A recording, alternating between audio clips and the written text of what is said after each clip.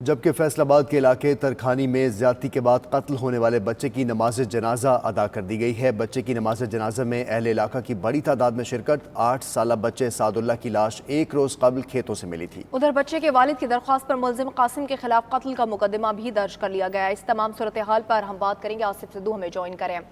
آصف، بتائے گا نماز جنازہ ادا کر دی گئی، کیا مناظر تھے اور اہل علاقہ اور والدین کی جانب سے کوئی مطالبہ؟ بچے کے گھر کے چند قدم کے فاصلے پر جی بالکل علاقے کی فضا سوگوار ہے۔ ابھی کچھ ہی دیر قبل نماز جنازہ ادا کی گئی ہے سعد اللہ کی۔ یہاں پر والدین، بچے کی والدہ اور دیگر جو علاقے کے لوگ ہیں ان کی جانب سے انصاف کی اپیل کی جا رہی ہے اور جو حکام ہیں ان سے گزارش کی جا رہی ہے کہ وہ جلد انصاف فراہم کریں۔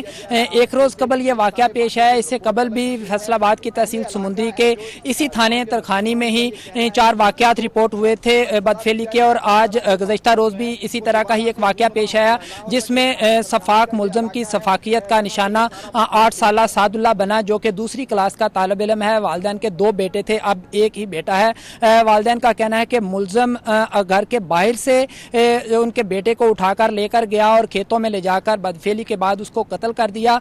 قتل کرنے کے بعد ملزم خود ہی اہل علاقہ کے ساتھ مل کر جو نعش تھی اس کی تلاش کرتا رہا، خود ہی آ کر گاؤں میں اعلان بھی کروایا کہ سعد اللہ نہیں مل رہا اور اس کی تلاش کی جائے۔ لیکن جب موقع پر موجود عینی شاہد نے بتایا کہ یہی ملزم سعد اللہ کو گھر کے باہر سے اٹھا کر لے کر گیا تھا، تو پولیس نے تفتیش کا آغاز کیا تو ملزم نے مان بھی لیا اور موقع پر جا کر ڈیڈ باڈی بھی ریکور کروائی۔ پولیس نے ملزم کو حراست میں لیا ہوا ہے، مقدمہ درج کر لیا گیا ہے۔ تاہم اہل علاقہ کی جانب سے اور والدین کی جانب سے انصاف کی اپیل کی جا رہی ہے۔ جی